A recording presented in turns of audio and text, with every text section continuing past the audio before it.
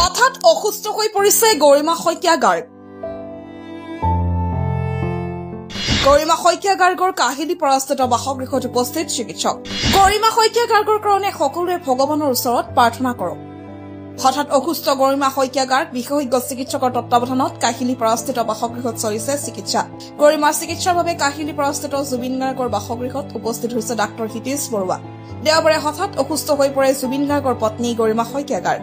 গৰিমা গাৰ্গৰ চিকিৎসাৰ বাবে তাৎক্ষণিকভাৱে উপস্থিত ডাক্তৰ হিতেশ বৰুৱা কাহিলী পৰাস্থিত জুবিন গাৰ্গৰ বাসগৃহত উপস্থিত। জুবিন গাৰ্গৰ অনুৰাগীয়ে আজিও ভিৰ কৰিছে কাহিলীপাৰাৰ চিনাৰ্চি এপাৰ্টমেণ্টত। সম্প্ৰতি বিশেষজ্ঞ চিকিৎসকৰ তত্বাৱধানত চলিছে চিকিৎসা। পুনৰ জনাইছো, হঠাৎ অসুস্থ হৈ পৰিছে গৰিমা শইকীয়া গাৰ্গ। গৰিমা শইকীয়া গাৰ্গৰ কাহিলী পৰাস্থিত বাসগৃহত উপস্থিত চিকিৎসক।